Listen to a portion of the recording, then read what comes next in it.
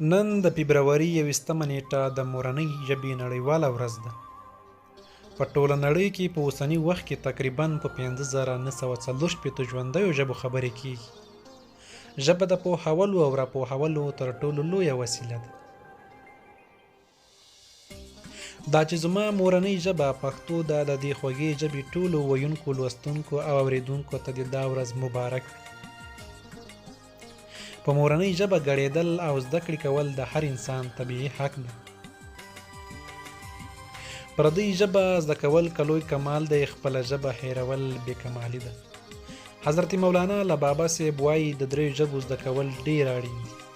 د مورنۍ ژبې، د مذهبي ژبې او د دښمن د ژبې. د نورو ژبو زده کولو ترڅنګ خپله مورنۍ ژبه مه هېروئ.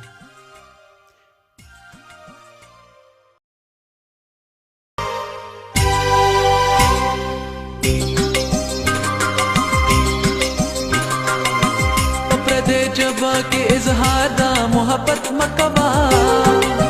पखपलश्ता जबा की यारा दादत मकबा मा तखतुना पपुख्तो की लिका मा तखतुना पपुख्तो की लिका मा तखतुना पपुख्तो की लिका पप्रद जबा के इजहार दा मोहब्बत मकबा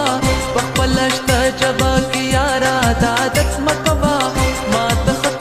पपुख्तो की लिखा माता खतुना पपुख्तो की लिखा माता खतुना पपुख्तो की लिखा पप्रदे जबा के इजहार दा मोहब्बत मकबा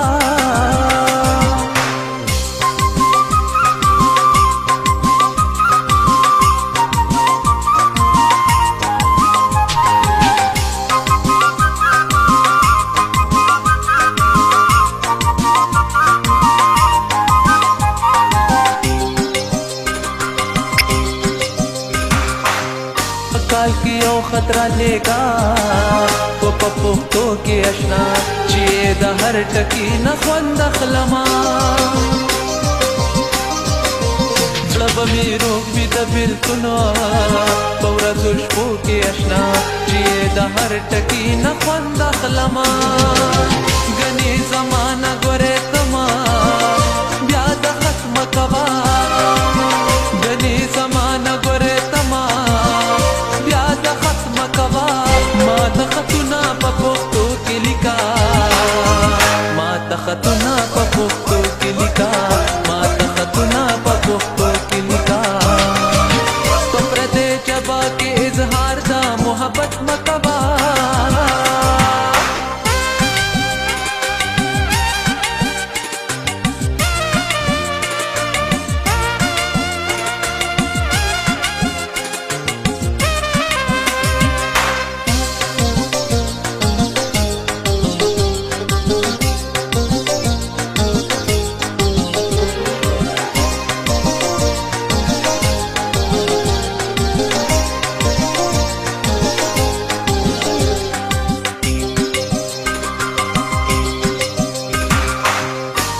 बजता तपके मोर दे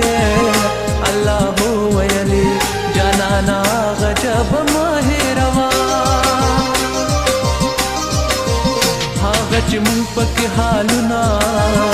गजड़ गो वयले जनाना गजब माहिरवा